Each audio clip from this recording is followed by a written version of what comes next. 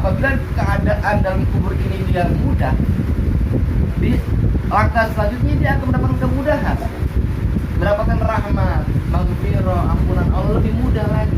Tapi kalau sudah di awal ini sudah terseksa, kacau dah, sudah kacau, udah salah.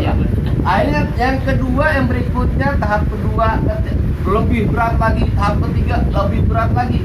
Karena ini di alam kubur ini dia sudah luar biasa siksaannya. Makanya ada doa. Kalau orang tahu, kalau sekarang mah di daerah sini masih adanya yang khatamin Quran. Kalau di kampung saya masih ada, kalau ada orang meninggal, ayo kita khatamin Quran. Kita itu bantu tetangga, ya, kita bantu tetangga, bantu almarhumah. Ayo, yang namanya manusia punya dosa, punya kesalahan, punya kekurangan. Ayo kita sama-sama kita bantu. Ada juga dari anak-anaknya baca Quran, bela-belain. Dulu saya punya mertua meninggal dunia itu ya, sebagai rasa hormatnya saya sebagai mantu mertua nih. Alhamdulillah dibantu teman-teman juga yang kita baca khatamin Quran. Itu pas hari malam ke-7-nya itu, pas baca Yasin itu spontanitas, nggak tahu kenapa itu bisa nangis. Karena saking apanya, saking cintanya itu sama mertua. Karena kita tahu bagaimana kehidupan seharinya, makanya kita adakan kayak adanya haul tuh. Haul itu pun juga dalam rangka apa? Kita melihat, meniru apa sikap daripada almarhum atau almarhumah. Dulu kebiasaannya apa nih? Oh, dulu kebiasaan dulu baca Quran. Itu kita ikuti. Dulu almarhum bacanya apa nih? Dulu almarhum senangnya apa? Oh, senangnya dia bagi-bagi uang. Nah, itu ikutin deh tuh. Dulu awalnya kita nih, mudah-mudahan kita berumur panjang juga barokah ya konsepnya. Kalau kata Nabi kan gitu. Kalau kata Nabi, ketika sahabat bertanya, wahai Rasul, siapakah orang yang baik itu? Tanya nih Rasul nih sahabat.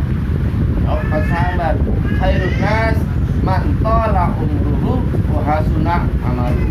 Sebaik-baik manusia adalah orang yang berumur panjang dan juga baik amal ibadahnya, amal perbuatan.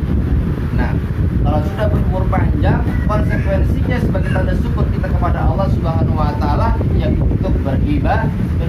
Kan begitu. Kalau sudah berumur panjang, kewajibannya, konsekuensi logis, kalau bahasa ilmiahnya konsekuensi logis, tanggung jawabnya, ya dia harus beribadah kepada Allah Subhanahu wa taala. Kalau dia nggak beribadah, itu kan berumur panjang. Pertanyaannya timbul lagi, bagaimana umurnya pendek? Masa umur kita nggak tahu, ada yang panjang, ada yang pendek. Apakah yang pendek itu nggak termasuk orang yang baik? Kan begitu? Nggak juga. Jadi ada manusia yang baik, ada umur yang baik. Manusia yang baik itu adalah manusia yang diberikan umur yang panjang dan juga banyak amal baikannya. Umur yang baik itu adalah Al-Habib Abdullah bin Abdul Haddad dalam kitabnya itu yang masyhur ini, beliau menyebutkan bahwasanya umur yang baik itu adalah umur yang barokah. Umur yang barokah yang diberikan hidayah, diberikan taufik untuk selalu berbuat baik. Yang umum ataupun yang khusus selalu berbuat baik. Umur ini itu nggak panjang, nggak pendek, dia selalu beribadah, berkah ziyadal khair. Al barakatuh ziyadatul khair kalau kata ulama. Barokah itu adalah tandanya bertambah kebaikannya. Contoh kita nggak percaya mandala, lah kan bego. Astagfirullah. Tapi gitu ya. Lah udah suruh kita sama berdoa lah, jangan berdoa gimana berdoa gitu. Masalah dikabul atau nggak dikabul kita sudah ikhtiar. Ini bentuk persaudaraan sesama muslim, ataupun juga bakti daripada orang anak kepada orang tua, ya kita kudu berdoa mendoakan.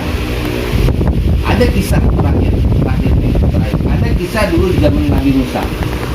Dulu itu Nabi Musa dia bertanya kepada Allah Subhanahu wa taala, nanti saya wisuda dengan siapa bertetangga?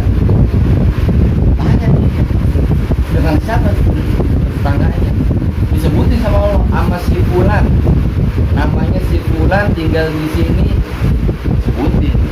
Penasaran nih, penasaran Nabi Musa. Akhirnya ketika sudah itu, akhirnya Nabi Musa mencari langsung, tinggal di kampung ini, sudah tahu.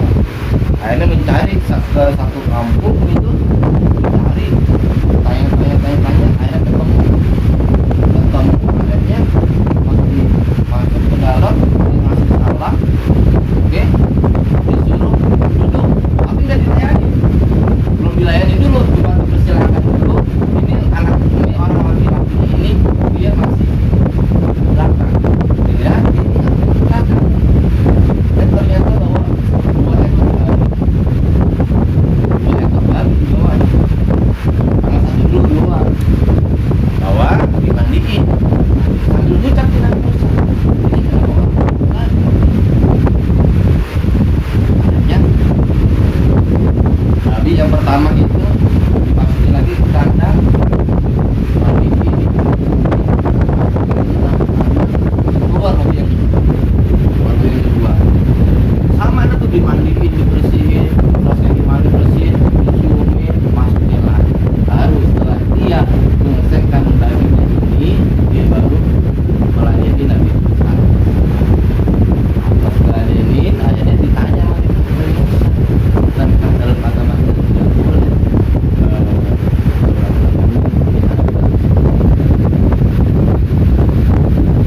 akhirnya nih si pemuda ini akhirnya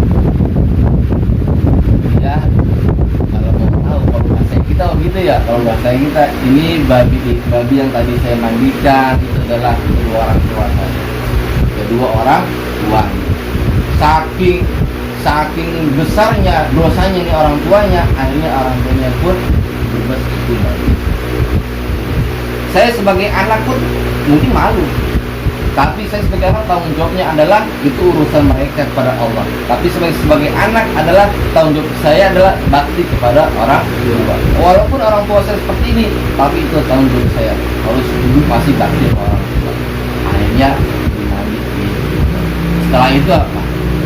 Nabi Musa akhirnya pun berbakti bagi Allah Subhanahu wa taala, sampaikan kepada pemuda itu bahwasanya anak itu telah masuk kategori golongan anak orang-orang yang soleh, sehingga doanya diterima dan dosa ayah ibunya diampuni oleh Allah Subhanahu wa taala. Walhasil apapun itu bentuknya, tetap yang namanya birrul walidain tetap harus terlaksana. Dosanya orang tua satu sama Allah Subhanahu wa taala, tanggung jawabnya kita sebagai anak adalah tetap kudu bakti sama orang tua. Mudah-mudahan kita semuanya masih bisa bakti sama orang tua. Mungkin segitu saja dari saya, kurang lebihnya mohon maaf. Apabila ada salah-salah kata mohon dimaafkan. Dalam sebagai mungkin doa nanti